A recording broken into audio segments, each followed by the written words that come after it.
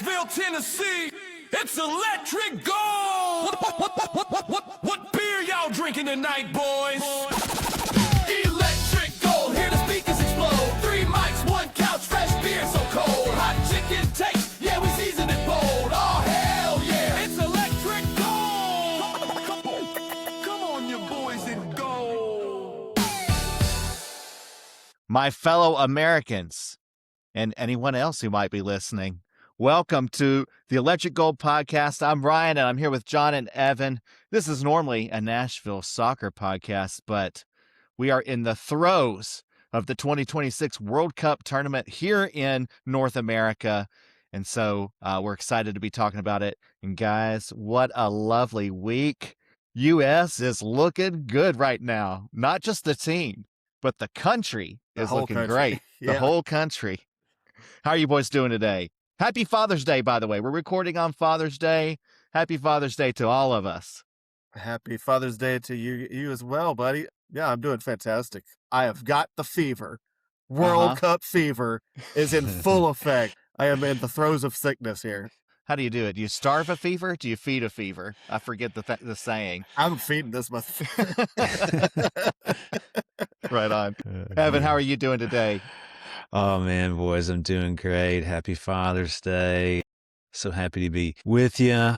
I'm loving Father's Day. I'm rocking my new shirt here, which I don't know. Can you guys see that in the camera? Yeah. This is from my son. This features a Lego character playing a guitar, and underneath it says Rad Dad. This is pretty much everything I love in the world outside of the World Cup, all in one t-shirt. That's beautiful. Regarding the World Cup, I also have the fever. I'm burning up with it. I'm delirious. It's been such a great week. So anyway, good to be with you boys. It's exciting times, and we're going to dig into all of it because there's plenty to talk about. But before we get started, guys, we've got to have a tasty beverage because it's Father's Day. And though our families may want to spend time with us, take us out for a meal, do all kinds of activities, what do we really want to do today? We want to drink beer and we want to watch and talk about soccer. That's what dads really want. That's our secret desire. So what are you having today, Evan? What are you drinking? All right. Today for Father's Day, I'm having the old Dad's drink. This is the hazy IPA from Dad Strength Brewing, which is based in our nation's capital. This beer's an easy drinking tropical brew with bold citrus and pineapple notes and just 2.9% ABV and 94 calories. So it's not going to slow me down too much when I'm dinking around on the pickleball court. That is, of course, unless today becomes a 7-beer Sunday. You've heard of a 5-beer Friday or a 6-beer Saturday. Well, if this becomes 7-beer Sunday, it might slow me down, but hopefully not. Hey, it's Father's Day. You can do whatever you want. That's right. That's our day, brother. John, what are you having today?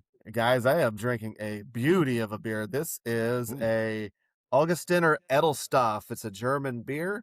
After watching a really great German performance yesterday, they came from behind to beat a really good Ivory Coast team. So I figured I'd drink a German beer today. This is a beautiful beer. It is kind of a cross between a Munich Helles and a Dortmunder lager.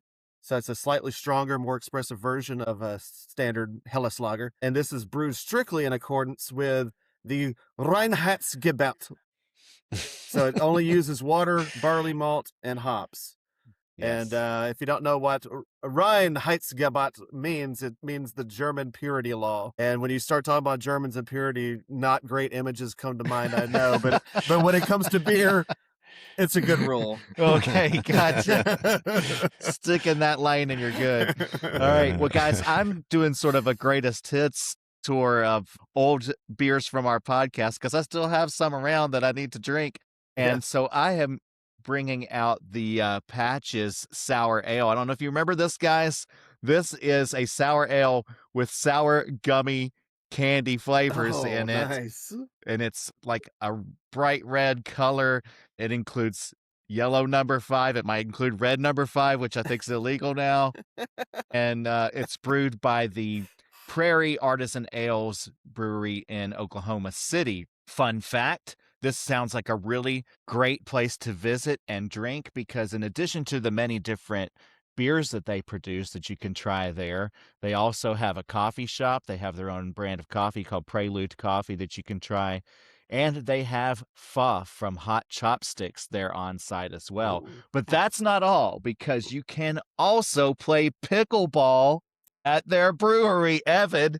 This man. might be your God. heaven right here. Pickleball brewery. Yeah. Holy My moly. God. All under the same roof there on 8th Street in Oklahoma City. I'm sensing a vacation, boys. Yeah, road Field trip. trip time. Road Yep. trip.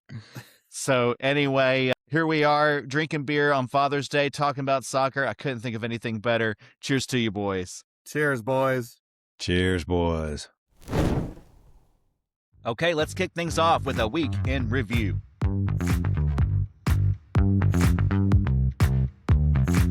Team USA sought to build on their victory over Paraguay in the World Cup opener when they faced off on Friday versus the Socceroos from Australia. The match took place in front of 66,000 plus spectators in Seattle, and the Americans weren't the only ones coming off an impressive win. Australia also had a definitive cup debut by beating Turkiye 2-0 last Saturday. The U.S. team entered the match without its star player, though. Christian Pulisic was pulled from the game versus Paraguay at halftime due to a calf injury, and though he tried to rehab the injury in time for the match versus Australia, he was a scratch for the lineup. This provided a great opportunity for Texan Ricardo Pepi, former MLS Young Player of the Year in 2021, who started in Pulisic's place. The rest of the starting lineup matched the approach from the Paraguay game a week earlier. And it didn't take long for this talented American squad to get on the board. Flo Balogun took the ball from the midfield and charged quickly up the left side into the Australia box as he drew the goalie near. His attempted cross in front of the goal did not make it to his teammate, but it did ricochet off of defender Cameron Burgess, resulting in the second own goal in as many weeks favoring the U.S. And just like last week's game, the U.S. dominated the rest of the first half, dictating pace and possession. Near the end of the half, Malik Tillman earned a free kick just outside the Australian box on the right side. Anthony Robinson took the kick, but he did not immediately cross the ball in front of the goal. Instead, he opted to pass to Sergiño Dest, who was open in the penalty circle. Dest's strike was deflected high in the air, coming down just a couple of feet in front of the goal, where Alex Freeman outjumped the Aussie keeper to head the ball into the goal for a 2-0 U.S. lead. In the second half, the Socceroos turned up the pressure, intensity, and physicality as they looked to get back in the game, but the USA matched them in each category. The defense for the U.S. was stout and relentless, turning back any Australian effort. The players got testy late in the game as the fouls and yellow cards increased, but in the end, the Americans held on to their 2-0 lead for their second victory in the group stage, putting them firmly at the top of Group D. And with Turkiye's loss later in the day to Paraguay, the USA officially became the group winner and will move on to the next round of the World Cup. The team's 6 points are already the most a U.S. team has ever earned in the group stage of the Cup, and with the upcoming game versus Turkey deemed basically meaningless, the U.S. can afford to rotate their squad and give many players some rest. The rest of the week has been a whirlwind of action for the 48 teams in the World Cup. Back on Sunday, we saw Germany thrash Curacao 7-1. The Netherlands and Japan played to a 2-2 draw. The Ivory Coast upset Ecuador 1-0, and Sweden easily handled Tunisia 5-1. On Monday, it was all draws. Spain somehow only managed a scoreless draw with Cape Verde. Belgium drew with Egypt 1-1 in another surprise. Saudi Arabia and Uruguay played to a 1-1 final, and Iran and New Zealand got a 2-2 result. On Tuesday, France beat Senegal 3-1. Norway thumped Iraq 4-1. Ahmed Qasim made his World Cup debut off the bench in that one. Argentina beat Algeria 3-0 on the back of a Lionel Messi hat trick, and Austria beat Jordan 3-1. Wednesday featured a surprising 1-1 draw between Portugal and the Congo. England won versus Croatia 4-2. Ghana outlasted Panama 1-0. And Uzbekistan's first ever World Cup match ended in a 3-1 loss versus Colombia. The second matches of the group stage started on Thursday, with Czechia drawing 1-1 with South Africa and Switzerland beating Bosnia and Herzegovina 4-1. Canada exploded for a 6-0 victory over Qatar, and Mexico eked out a 1-0 victory versus South Korea. And then on Friday, in addition to the U.S. match, Morocco was victorious over Scotland 1-0. Brazil beat Haiti 3-0, and Paraguay, as we mentioned, beat Turkiye 1-0, cementing the Americans as the Group D winners. Yesterday, we saw the Netherlands handle the Swiss 5-1. Germany beat the Ivory Coast 2-1. Ecuador and Curacao played to a 0-0 draw. And the 1,000th match in World Cup history, Japan easily beat Tunisia 4-0. Today, we'll see matches between Spain and Saudi Arabia, Belgium and Iran, Uruguay versus Cape Verde, and New Zealand versus Egypt. Mexico, the United States, and Germany have already punched their tickets for the knockout stage, while Haiti, Turkiye, and Tunisia have been eliminated mathematically. Boys, what a week. Jam-packed with action. Can you believe it? So much to talk about, so much fun. We're in our heaven right now. Just soccer all the time, all the stars from around the world playing in this continent. It's so much joy. John, what do you make of all this? What's your reaction to this week in World Cup action? It has been everything you could dream of and more. Obviously, here in America, we've never had it so good. 2 wins out of 2 and looking good doing it. You know, all the stars have come out to play in this World Cup. We've got, obviously, Messi, Mbappe, Haaland, Harry Kane. Ronaldo. Yeah, not him. I was going to say, not one. So it's just a fantastic tournament. It's probably the best sporting week I've ever witnessed. I mean, this tournament is just amazing. It's what it is. It's been like the first 2 days of like March Madness are fantastic. Yeah. This has been like this for weeks. Yeah. And it's got weeks to go. I mean, right. If you like soccer, even if you don't like soccer, I don't know how you can't love what is happening in this World Cup. It's been crazy. The additional teams, having a roster of 48 teams involved, is the largest group we've ever had for the World Cup. That's just packed more action into the group stage of the World Cup. And I think that's contributing to what you're talking about, where there's just so much going on every day. 100% it is. I'm going to talk more about this later, but yeah, basically everybody has brought something. Yeah. It's been interesting. Every game has a storyline, which is it's fun to watch. Evan, how about you? What's your reaction to all this? Oh my gosh. Yeah. Soccer heaven. We're living in it and it's beautiful. You know, I've probably been watching an average of like 2.5 soccer games a day for the last, I don't know what, week and a half or something like that. Occasionally I will go to work, or occasionally I will get up and make my kids dinner or something like that. But otherwise, I'm just watching game after game and loving every minute of it. Initial reaction to the U.S. men's national team match, actually a little bit of relief more than anything. And I think that's because going into it, I was maybe buying into this pregame hype or whatever about Australia coming in with serious momentum and motivation. But I mean, we handled them quite easily. There was a little bit of relief, a little bit of, I don't know, excitement, just everything there. It's just, I don't know, man. I'm struggling to put it into words just how much I have enjoyed this past week. Yeah. Now, let's just say, in theory, that both of you, your normal productivity at work in a given week, let's just say that's 100%. We know that's not true, but let's just say it's at 100%. Okay, yeah. What would you rate your productivity these past 2 weeks as the World Cup's been going on? 25, 30 maybe. It's not been good. I haven't earned my keep this week. I'm sure they'll understand. Sure they'll understand. How about you, Evan? You're still delivering? 5-10%.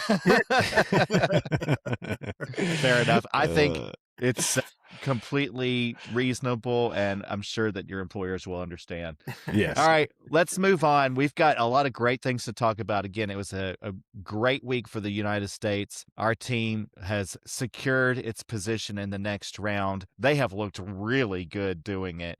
They've outscored their two opponents so far 6-1, and just have looked in control the whole way through. But I want to hear from you guys. What's your favorite thing about either the U.S. team or the World Cup at large? Let's do all hell yeah.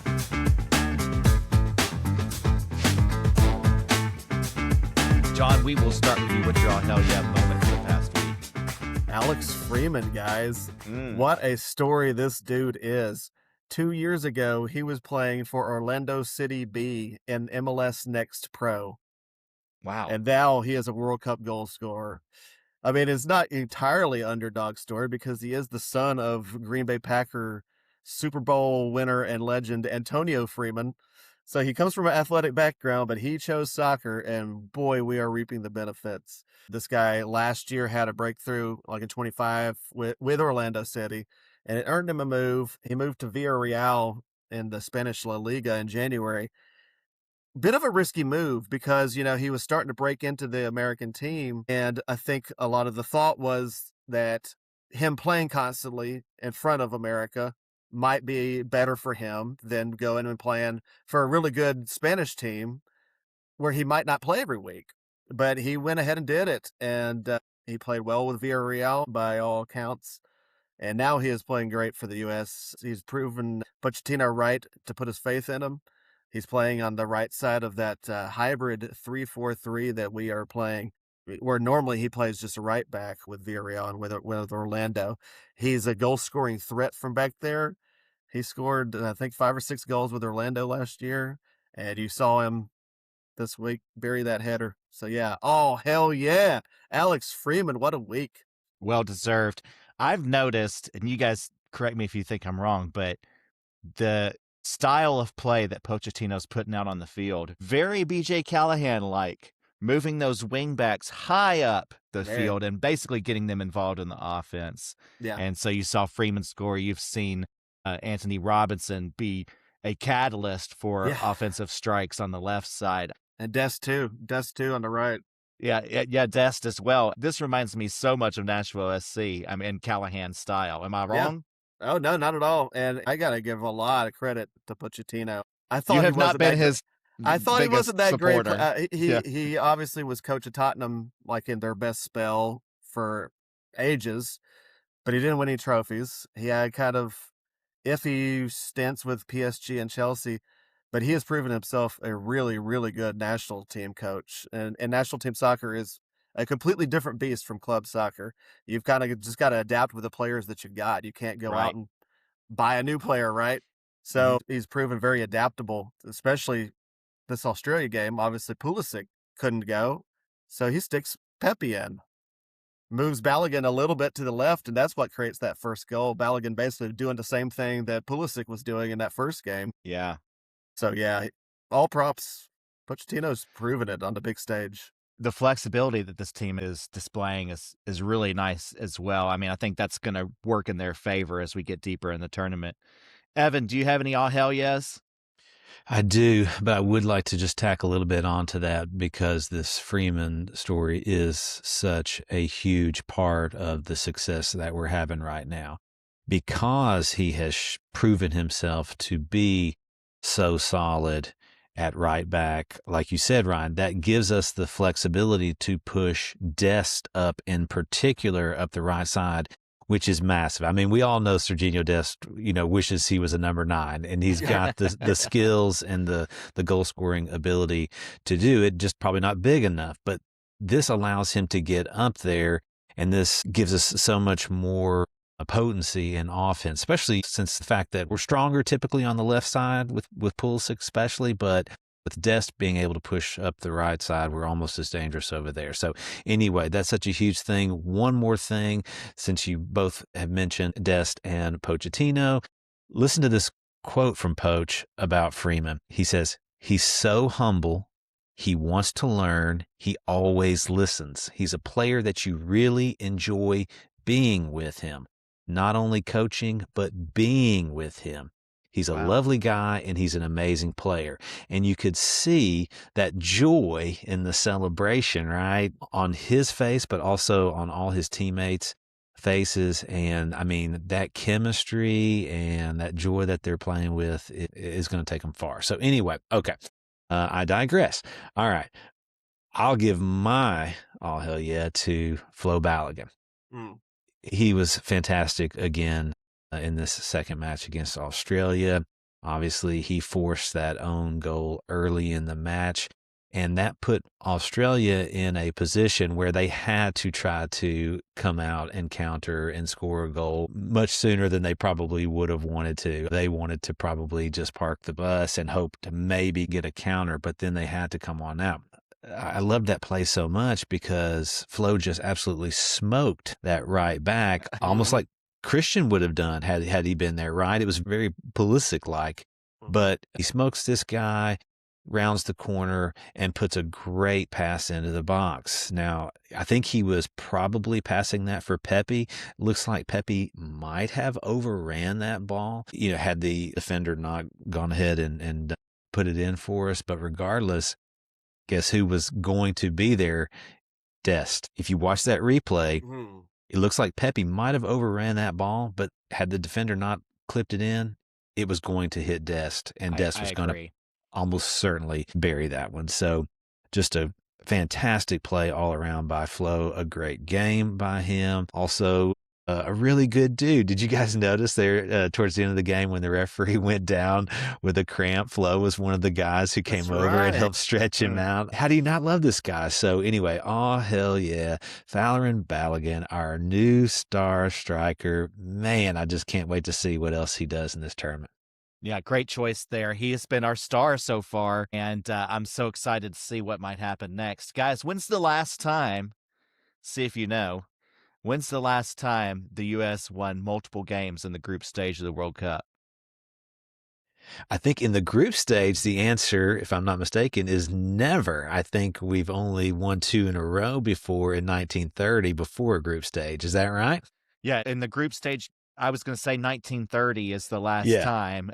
I don't know if you'd call it the group stage or what it was back then, but that was the last time that the U.S. won multiple games in this first round. So, wow, almost a century. Dude, that's amazing. Yeah. I mean, that's amazing. Now, it's obviously pretty early to say, but can't you see this team becoming the best ever men's national team? I mean, they're well on their way. On their way. Yeah, no doubt. All right, so guys, I don't know if this is possible. Maybe if we look around the rest of the World Cup, you might be able to do it. Let's try all hell no.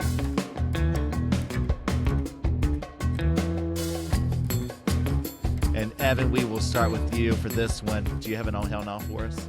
Yeah, I actually tried to think of one for our boys and could not. So I'm just going to go ahead and throw mine on the Australian players who were diving so frequently in the second half, trying to get calls, trying to get penalties. And then especially to that big bruiser in the back, Harry Suter, I guess is how you pronounce his last name, who grabbed Flo in a rear naked choke at one point. I thought he was going to kill him.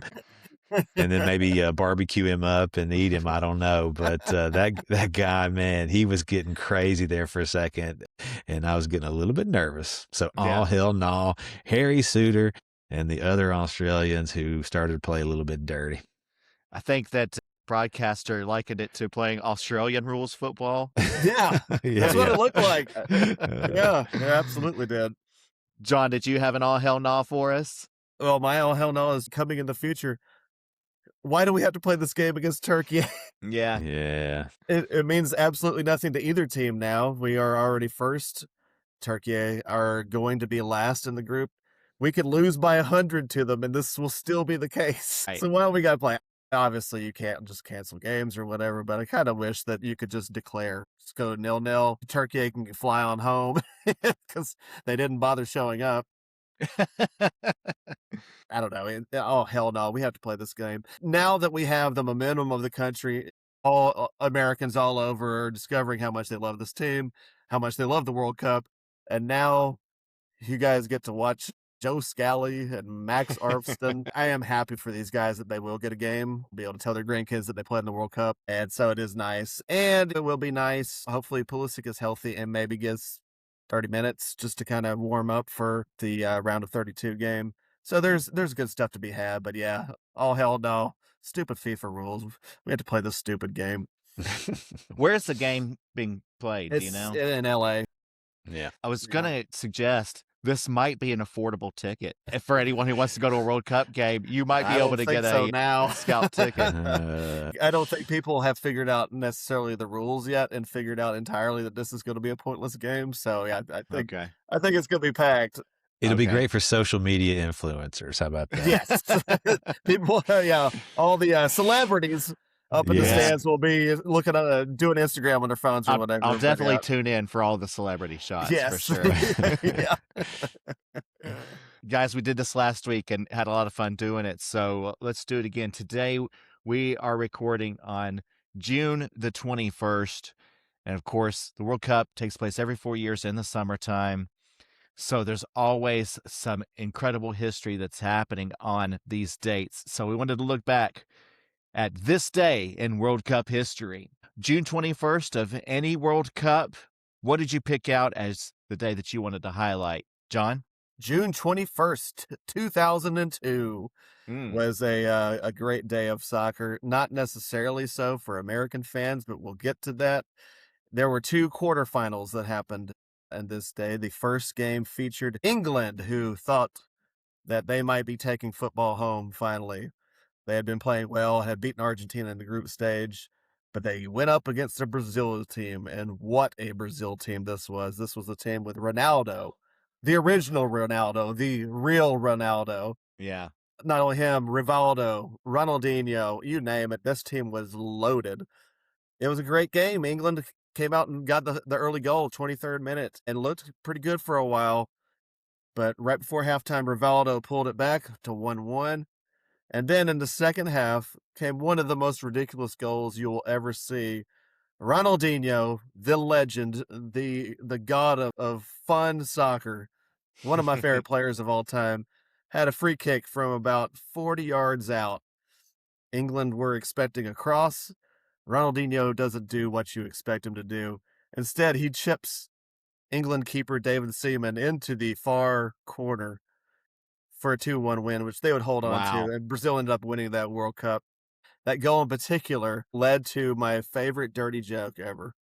So go for it. So England's keeper, David Seaman, right? Yeah.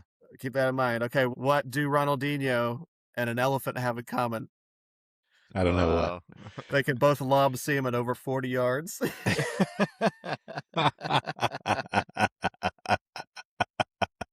Oh my God. That's good. I've never heard that one before. That's the greatest dad joke ever on Father's Day. I had to bring it up for Father's Day. Wonderful. Yeah, don't tell that one to your kids. So then the second quarterfinal on June 21st, 2002 featured an upstart USA team led by Landon Donovan and Brian McBride and Brad Friedel, and playing in our first and so far only World Cup quarterfinal. We went up against Germany, and we gave them hell. We really gave them a good game. Germany scored. Michael Ballack scored in the 39th minute. In the second half, the U.S. tried to get a goal every which way they could. They were going up against a great keeper, Oliver Kahn. Well, they got a ball past Oliver Kahn, and there on the line was Torsten Frings, defender Torsten Frings, and he handballed the sucker. But the referee didn't call it. Yeah. And there was no VAR back then. And so Germany came away with a 1-0 win.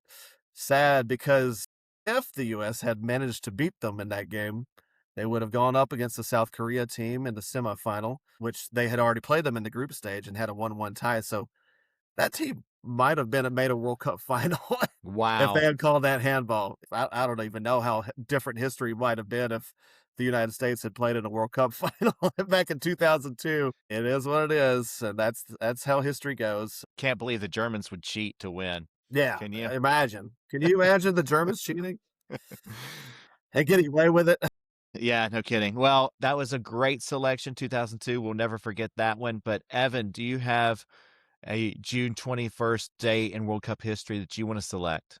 Yeah. Not to be a 94 homer like I usually am, but I'm going back to June 21st of 1994. Guys, there were 3 matches that set up one of the most electric, chaotic, and era-defining days in World Cup history. It wasn't just a match day, guys. It was a cultural moment back in USA 94. There were iconic goals, breakout nations, and the last great flash of Diego Maradona. All right, so first match, Argentina 4-0 over Greece at Foxborough Stadium. Gabriel Batistuta scored a hat trick in one of the most ruthless number 9 performances ever. Also featured Maradona's final World Cup goal. It was a left foot rocket into the top corner, followed by that infamous wide-eyed camera staring celebration. If you guys can picture that in your mind. Last time Maradona ever scored on the world stage. It was the peak of Argentina's tournament because then Maradona failed a drug test and the team collapsed. Yeah. Second match, Germany won, Spain won. This was a heavyweight draw at Soldier Field in Chicago. Got 2 European giants just trading blows, with Spain actually outplaying Germany for long stretches of the match. Both teams scored, of course. Both teams hit the woodwork in this game. Both teams left thinking that they should have won it. At the time, Germany were still very much that machine and precision soccer of the early 90s. And Spain were actually kind of on the come up during that time. But the game did set up Germany to win the group and showed that Spain were better than their reputation at the time. It was one of the highest quality matches of the group stage in that tournament. All right, and then the third match I want to talk about is maybe my favorite of all of them. This was Nigeria 3, Bulgaria 0. This was when Bulgaria had a really great side, but the game ended up showing or featuring the birth of the Super Eagles. This was played at the Cotton Bowl in Dallas. It was Nigeria's first World Cup win. It was quite the statement. They destroyed a good Bulgaria team. That team would go on later to reach the semifinals, as a matter of fact. But you might remember the iconic scene where Rashidi Yekini of Nigeria scored the opening goal and delivered one of the most emotional goal celebrations ever, gripping the net and screaming to the heavens. It was a beautiful moment in World Cup history. Nigeria did go on to win Group D ahead of Argentina.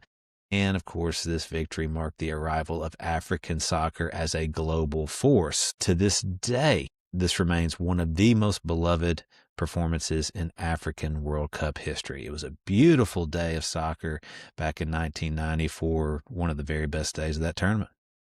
Fantastic choice. Yeah, you're right. And just how important it was, especially for followers of African soccer. In terms of African sports in general, I would think it's probably one of the most important days in their history. So, yeah, great choice there.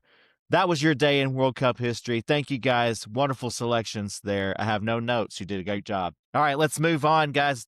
Let's take a break from soccer for a moment. Let's talk about Father's Day. We're all dads and in various stages of daddom. I've got a kid in college. Evan's managing teenagers. John, you've got little ones in elementary school. So we're all on our journeys as dads. And sometimes we have to look for inspiration in all sorts of places because these kids, they do not come with an instruction manual, guys. We don't know what we're doing. We're making this up as we go along. I know when I was growing up, which was the same time that you were growing up, we often looked to television to learn our life lessons and to model the correct behavior of what a nuclear American family is supposed to look like. And so there were a lot of great fictional dads on TV sitcoms and whatnot that we probably were inspired by, and probably, whether we like it or not, for better or worse, have informed how we parent today. So thought we could take this moment, this holiday, take a break from soccer and just maybe highlight our Mount Rushmore of fictional dads. Shall we do it? Let's do it. All right, Evan, I'm going to give you first crack at it. Who's your first fictional dad on Mount Rushmore? I'm going to give my first nod to Arthur Weasley.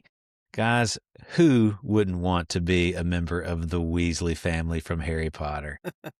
I love Yeah. Arthur Weasley. I love the dedication that he had to his family. I love the welcoming nature he had to his kids' friends. I liked his character, the work that he did at the Ministry of Magic to try and combat evil. There was always chaos, right, going on in the Weasley household, whether it was just internal or if it was the forces of evil acting upon him, but he was always up to the task. He was flexible. He was a great problem solver, and he just helped his family navigate hard times, and he did it with a great demeanor. So there's my first nomination for the Mount Rushmore, Arthur Weasley. So I will have to take your word for it because just a little secret here, I've never watched any Harry Potter movie. So I didn't even know who you were talking about when you said that name. I could tell. That was a very blank stare I was seeing come back. Yeah. But I believe you. I'm going to roll with it. I think you're right. Okay, John, who is your first entry on fictional dad Mount Rushmore? All right. If you guys don't mind, I'm going to build to my George Washington. So we'll start. Okay. First nomination. You got to go with Uncle Phil from Fresh Prince of Bel-Air. Yeah, that's a great choice. Uncle Phil is so great. And he proves that your dad is not necessarily your actual literal dad, right? You can have father figures of all walks in life. He is, of course, the uncle to Will. He takes in Will because Will was on the run from a couple of guys that were up to no good in his neighborhood, right? Uncle Phil, he's tough, but he's fair. He loves his kids. He will defend them, and he will yell in their faces if he's got to. But that's what a great dad does, right? He showed up. Obviously, the greatest moment ever in sitcom history was when he asked why he don't want me. His real dad was in the episode, and he was like, why doesn't he want me, man? And Uncle Phil just gives him a great big hug, and it's so sweet. So unexpected to happen in a goofy sitcom most of the time. But man, Uncle Phil, what a dad. He's my first pick. That's a great choice as well. And I do like that you mentioned that he will yell at a kid when you got to. Sometimes you got to lay down the law. Sometimes you got to yell at a kid. I know that's not PC, but that's what has to happen. Evan, we'll go back to you now for your second pick for Mount Rushmore, fictional dads. What do you got? Okay. Well, how about Marlin from Finding Nemo? So, okay. Sure. That's a great one. Yeah. I thank you. And I think so. Great dad, and I can definitely relate to him. You probably know the story. He starts out the movie very overprotective and has to learn how to let go a little bit. And as a father of teenagers, it hits different, doesn't it? Oh, it hits different, man. It's more relevant than ever. You know, my son's driving now. He's out and about. My daughter just got one of these electric scooters, and she's just taken off. She's just leaving me in a trail of dust here at the house. And man, it's kind of gut wrenching sometimes. So I'm just trying to take a little inspiration, learn a little lesson from Marlin, and let him go, let him grow. Preach it, brother. I hear you loud and clear there. And you're going through it right now, but just wait till they leave home. Yeah. If they go to college or wherever they might go after school, those are tough times. And when they take that first road trip, man. I don't want to think about it. But you can do it. And hey, you're laying the foundation right now to where you can feel good about it later. That's what matters, is like you do all the right things right now. When those times come, you can have confidence in them that they're good kids. They're going to make good decisions. And if they ever get into a bind, they'll call you and you can come help them out. So well said. Well said. All right, John, next entry. Harold Weir from Freaks and Geeks. I absolutely love Freaks and Geeks. It only lasted one season, and man, did that one season ever have an impact. I can rewatch this show constantly. Yes. I've memorized all 19 episodes, and I still absolutely love watching it every time. And Harold Weir is the dad of the Weir family. He's played brilliantly by Joe Flaherty, who is a comedy legend from SCTV, but he didn't necessarily bring out the comedy when he was playing Harold Weir. He was just a straight great dad. He's taking care of two teenagers. Sounds familiar, right? His oldest is played by Linda Cardellini. And she's going through a phase where she's questioning everything that's been in her life so far and finding new friends and doing new experiences. And so he has to kind of roll with the punches. But he sticks with it. He loves his kids. He fights for them. He's just a great dad. There's a great moment where Jason Segel's character has run away from his home. He's got a tough dad. His dad sells his drums. And he ends up spending a night or a few nights at the Weir house. And Harold takes him in and it treats him really nice. And he tells him, if you really want to be a drummer, you got to get serious about it. Really get it focused. He's giving him great advice. And Linda Cardellini says, Dad, why are you treating him so nice when you're always tough on me? And he's like, first of all, he's not my kid. Second of all, my own dad was tough on me. And I see that in Jason Segel character. And she says, oh, I think I kind of get it. And he goes, Lindsay, trust me, you don't. If your kids think you're mean sometimes, we know that there's actual bad dads out there, right? And there's people that have that experience. Sometimes you got to be tough, but that's the way to show love. And so I'm going to give it up for Harold Weir from Freaks and Geeks. Yeah, striking that great balance between letting your kid find themselves and making sure they're on the right path and protected and safe and all that sort of thing. So great selection there. Okay, Evan, number 3 on Mount Rushmore. What do you got? How about we go with Atticus Finch from To Kill a Mockingbird? Wow. Yeah. Good choice.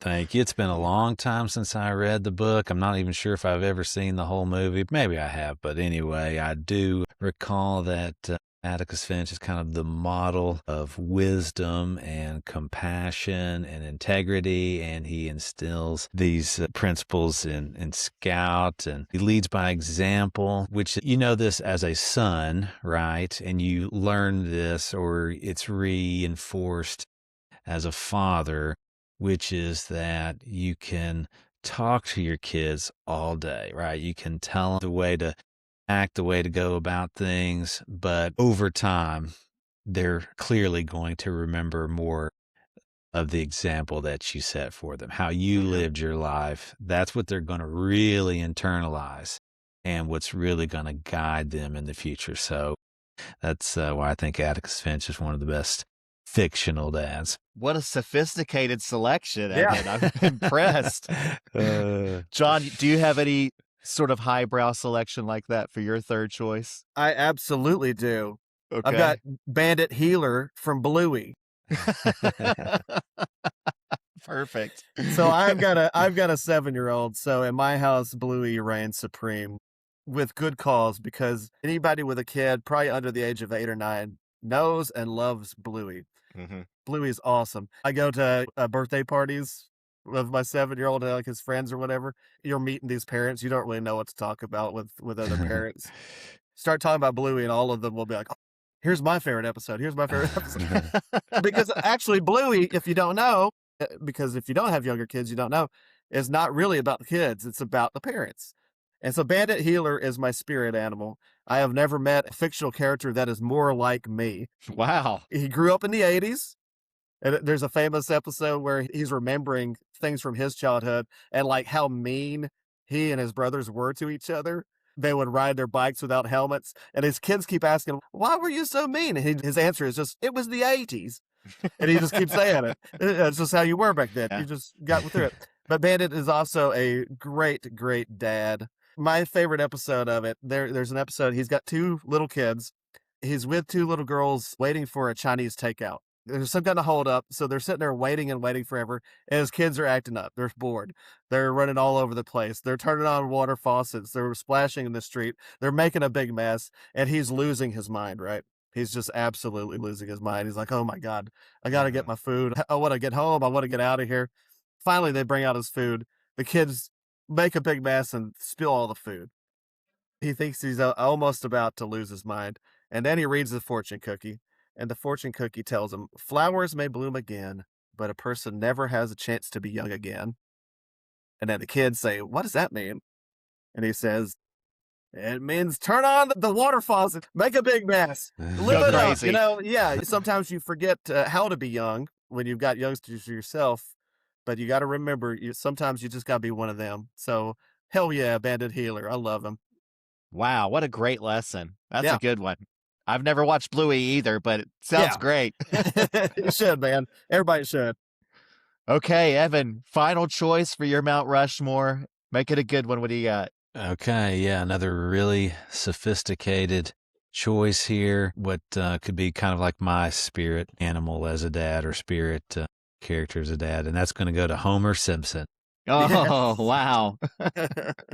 So Bluey's dad, you can relate to him, John, maybe the most. I can relate to Homer the most because he is far from perfect, right? He has a lot of flaws, and so do I. But when it really comes down to it, when it comes down to brass tacks, you know that Homer loves his kids and will do the right thing in the end. So anyway, that's me in a nutshell. Constantly making mistakes, constantly having to correct course, but love my kids more than anything, and hope I get it right when it really comes down to it. Yeah, he's got a heart of gold no matter what else, right? That's right. That's right. Yep. Okay, John, your final choice. I guess this is your George Washington My here. George Washington is going to be another cartoon. I'm giving mine to Goofy from a Goofy movie. I have talked before about how much I love a Goofy movie. It's my favorite Disney movie by a long shot. If you don't know it, you should watch it because it's amazing movie when you don't expect it to be. So Goofy in this movie in particular, his son Max, kind of coming into his teen years.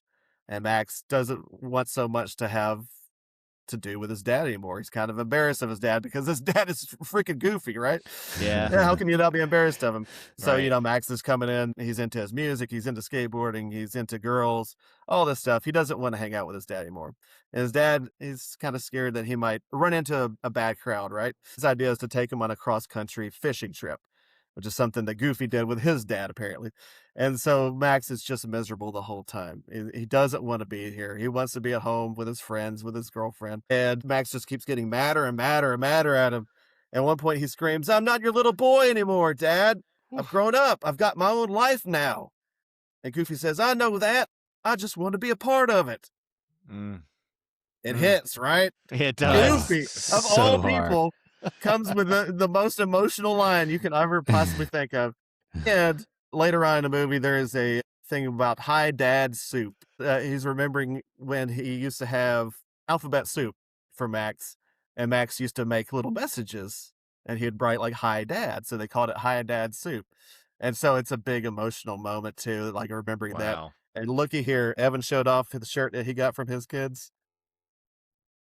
My kids got Oh, that's awesome. Hi, a Dad Hi Dad Soup. soup t-shirt for Father's Day. How That's perfect is fantastic. that? Love my kids. Love Wow. Goofy. Goofy's my George Washington. What a fantastic choice. Guys, you did a great job with this. It's stinging a little bit. I'm a little verklempt. Talk amongst yourselves for a moment. I gotta dry up. No, those are great choices. Hey, being dads, in addition to beer and soccer, there's nothing that we like more than Nashville hot chicken and outlandish opinions. So let's combine the two. Yes. Let's do the Nashville hot chicken tape. My hot chicken tape is that these owners got skills to shake, entertain the crowd and get on the field. 'Cause why the fuck not? Okay. Yeah. John, we'll start with you this time. Yeah. You I got a hot good take, maybe about World Cup and maybe about soccer, or maybe about fatherhood or whatever else. What do you got for us? Mine is about the World Cup. And Okay. I'll tell you, a big criticism possibly going into this thing was that with 48 teams, maybe you've diluted the product a little bit. My hot take is that the only thing wrong with this World Cup is that there are not enough teams in it. Yeah. We got to find a way to get Fiji playing San Marino in the sucker, right? Wow. And invite Yeah. everybody. This is awesome. This World Cup is so incredible. I would say that out of the 48 teams, 45 of them have brought something great to them. The only ones that didn't, Turkiye, Yeah. they can't hit the side of a barn when they're shooting. They've tried 60 shots, haven't scored a goal yet. Tunisia, I don't even know why they bothered. They're terrible. And then I'm going to talk about the last one coming up here pretty soon. Okay. But yeah, it's been awesome. There have been 109 goals already scored in this World Cup. The all-time record is 172 set in the last one. Guys, there are still 68 games to play. Right. This is so incredible. And of course, I got to talk about the 2 0-0 ties. There have only been 2 0-0 ties, and they have been 2 of the greatest games I have ever seen in my life. Spain and Cape Verde. The Cape Verde keeper, Vozinha, a fellow member of the 40-something club like we all are, he shows up out of nowhere and keeps Spain to a clean sheet. The World Cup favorites, maybe, you know? Wow. Almost nobody in the world keeps Spain out, but old Vozinha can say that he did. And I was all ready to talk about how amazing Vozinha's story was, how he's gone from 50,000 Instagram followers to now 15 million as of this morning. Yeah, look it up. But then last night, there was an even better performance. Freaking Curacao against Ecuador. Ecuador are not as good as Spain, I'll give them that. But man, they needed a win. So they were throwing everything at Curacao. And Eloy Room, MLS legend, Eloy Room made 15 saves, which is the most ever in a clean sheet. So it was a 0-0 tie for Curacao. Eloy Room is having the same Instagram bump. He went from 100,000 to over 1 million when I checked it this morning. Eloy Room is not out of nowhere. He actually won a MLS Cup in 2020 with Columbus Crew. But he's 37 now. He's playing in the USL Championship. It's a great story to suddenly show up out of nowhere, and these are the memories they're going to remember forever. And these 2 guys, Cape Verde and Curacao, would not be here if it was a 32-team World Cup. So we want more of these stories. I want at least 64 teams in the next World Cup. Or, let me go one better. What if we just had every international team I would love it. in a tournament? Love it. Let's make it a true World Cup. Let's have everybody in the world in the tournament. I love it. The World Open, right? The World Open. The World Open. That way you Beautiful. don't have any superstars sitting at home. Everybody's in. I think that's the way we need to go. I'll do it. FIFA, make it happen. Yeah. You suck at so many things. Make this work. Evan, what's your hot take for us? Well, I hope you're hungry because you're getting a double helping of that hot chicken take. That's actually what I went with, boys. Wow. Wow. Yeah, and honestly, when it was announced, whenever that was, a year, 2, 3 ago, I don't even remember, when it was announced that it was going to be an expanded tournament, I just kind of turned my nose up at it. I just thought it's going to dilute the quality of play, just was a little bit snobbish about it. And I have been proved wrong in a strong fashion because FIFA definitely got it right with this expanded tournament. I have found myself really enjoying some of these matches featuring teams like Cape Verde, New Zealand, Democratic Republic of Congo. Like they're some of the best matches. They're some of the most free flowing of the matches. They might not be necessarily as high scoring, but even that carries with it that excitement of these goalie battles. What did we say last night, John? Was it the Curacao game last night? We said it was a keeper battle. The other 20 guys on the field were just pawns. It's true. It was a great game.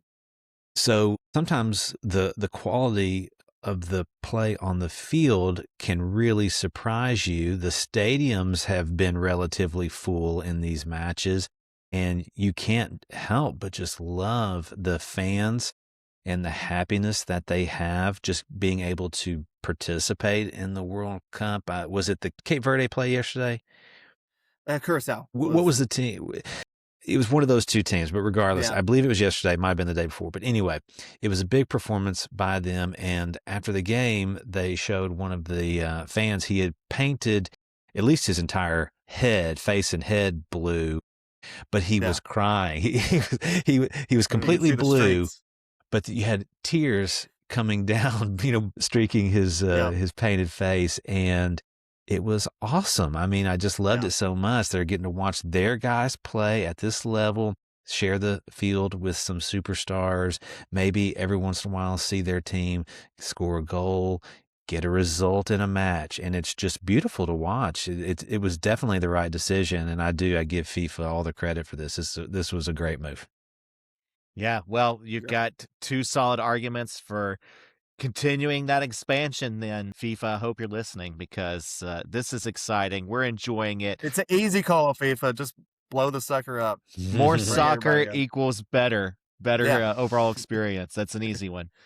All right, guys. Well, let's move on. And since we do have so many teams in this tournament, that means we've got a lot of enemies. We got a lot of teams that the U.S. is going to have to go through in order to get to where they want to be.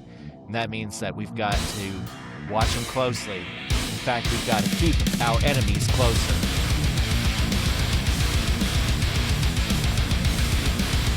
So, Evan, who's an enemy that you want to highlight and take a good close look at this week?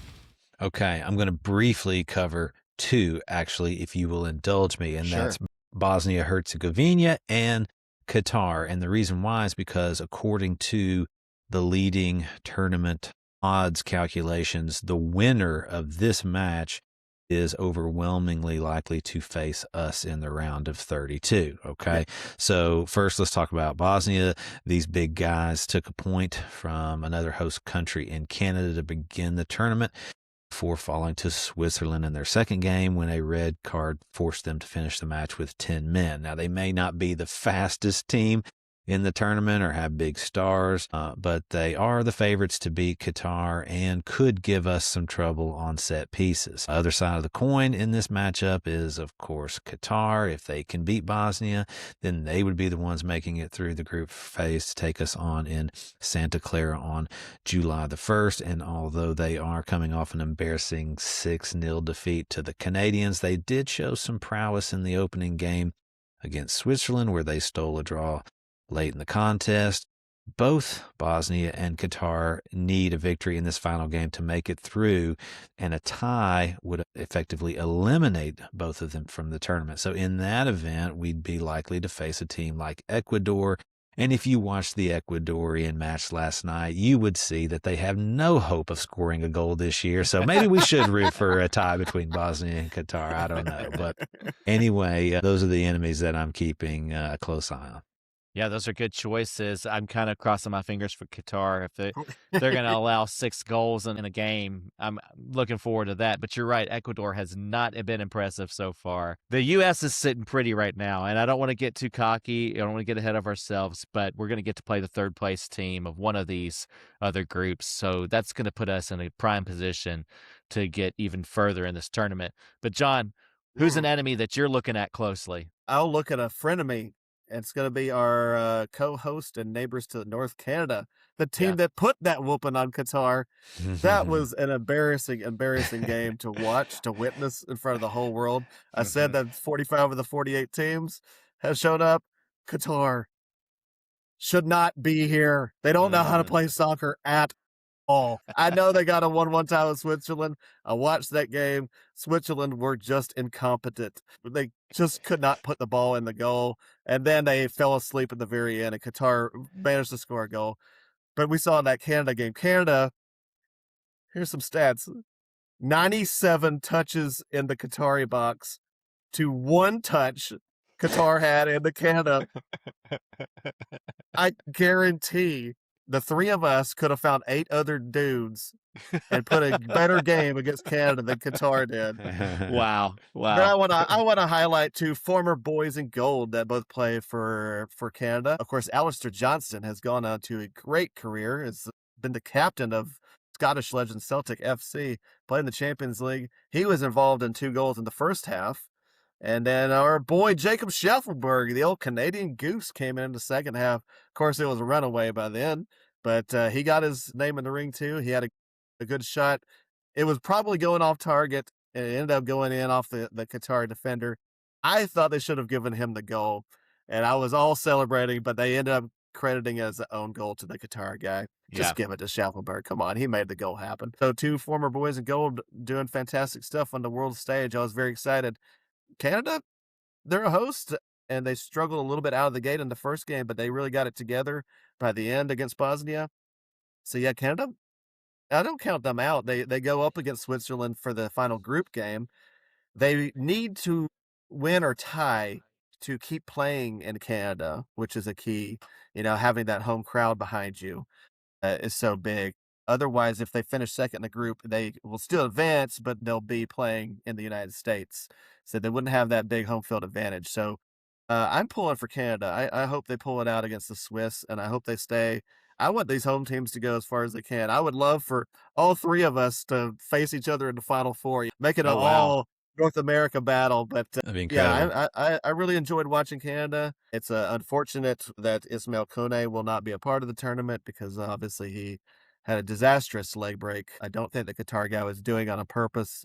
It was just a bad tackle. And so, yeah, I'm cheering for Qatar that last game against Bosnia, the one Evan was talking about, because I want to play Qatar and I want to beat the crap out of them. They couldn't lay a glove on us. So, yeah, I'm for Qatar in that game. Sure. All three host countries currently leading their groups. Mexico and U.S. have already solidified their spot in the next round. Canada, like you said, they're leading due to goal differential over Switzerland, and the outcome of that match will determine who wins that group. And so, so far, all the hosts doing really well. All right. Well, guys, that's keeping your enemies closer. And with that, it's time for us to look ahead to our next enemy in the tournament, and that would be Turkiye. Let's do the weekend preview.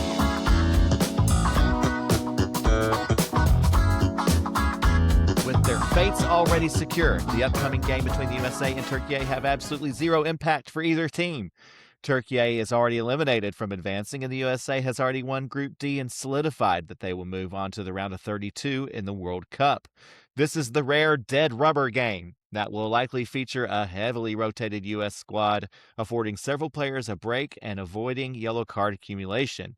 The U.S. will also get the chance to further rest and rehab star Christian Pulisic, so the team should be well rested and ready when their round of 32 match is played in a couple of weeks. Turkiye was originally seen as the favorite to win Group D, but they have yet to score a goal in their two matches so far, both of which have resulted in losses. Their team is led by young midfielder Arda Güler and star Kenan Yildiz, who cares? This game means nothing. It means nothing. This is a great opportunity for American fans to sit back and relax, watch the game with zero stress or tension. Enjoy. Guys, that's what we have to look forward to. Absolutely. You want to do crystal balls? Let's do it. Let's do it. All right, let's do it. This is time for your crystal balls, y'all.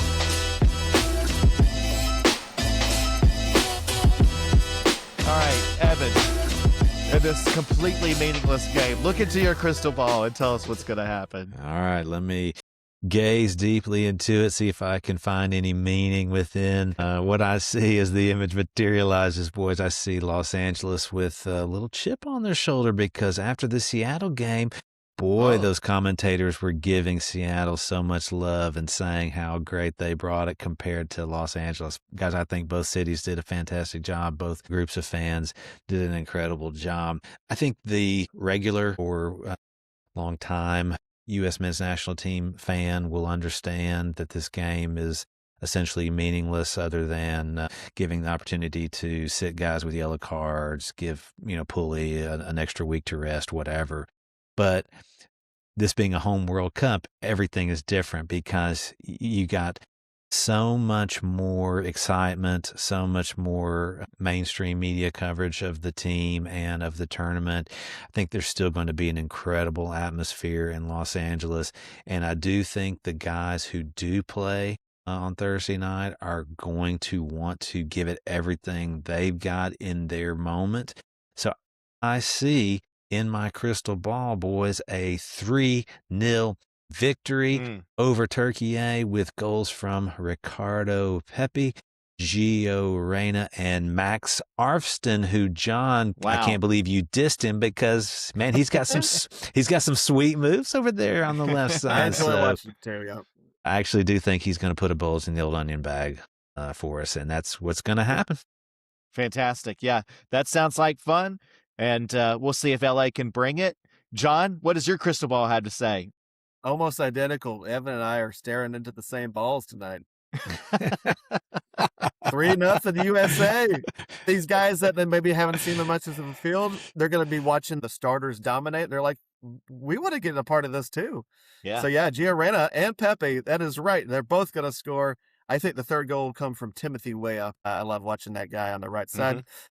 Just a bit unfortunate that Dest and Freeman are playing so well, though Weah's not been on the field. But these guys are going to be hungry for goals, and Turkey sucks. We're going to beat the crap out of them. Man, I heard all the hype that they were supposed to be good. I haven't seen a thing. And I know they've been shooting from everywhere. All these shots are like from 30, 40 yards out, flying over the goal. They're a bunch of morons. I don't know what they're doing. So, yeah, we're going to beat the crap out of Turkey, and then we're just going to keep rolling into round 32.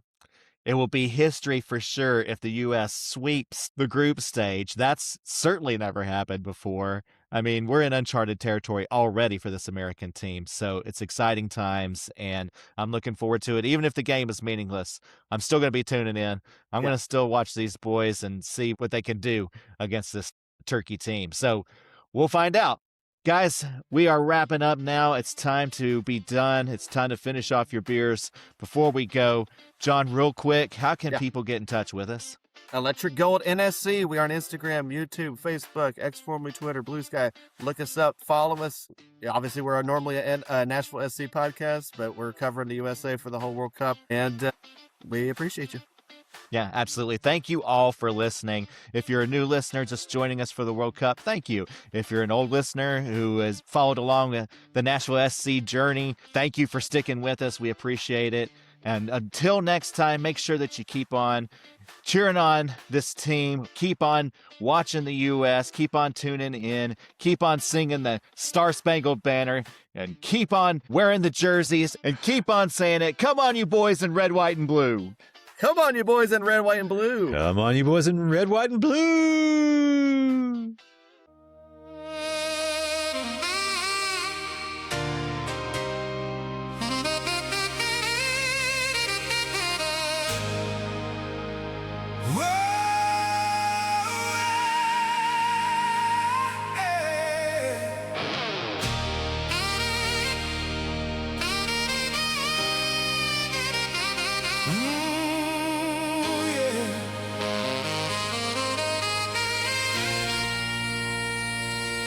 Turkish delight.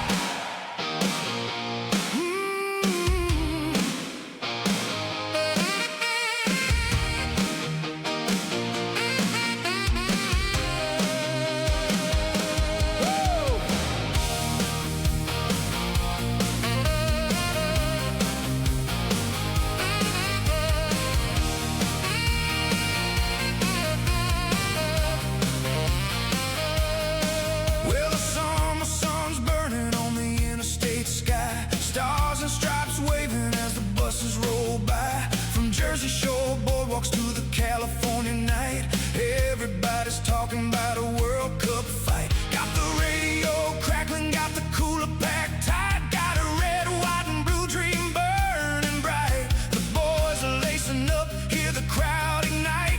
We're headed for a showdown called Turkish Delight. And the drums go boom in the parking lot air. Kids kicking soccer balls everywhere. A million voices singing like a Saturday night.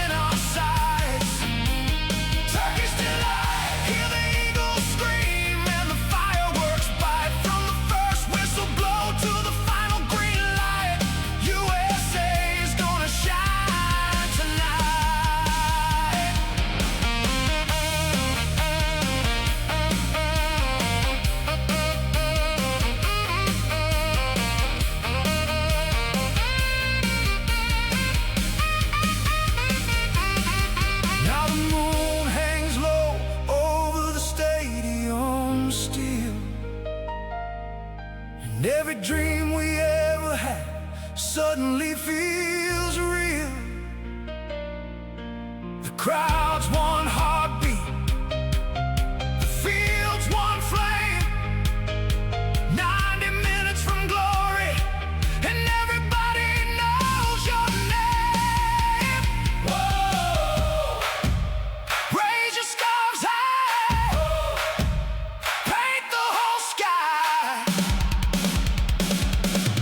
Turkey's still live, the band's still playing, and the future's bright. From Tennessee back roads to the LA lights, we're singing for the red, white, and blue tonight. Turkey's still live, one more goal and everything feels right. Let the whole world watch when the stars unite. USA, USA, through the night. Oh, through the night.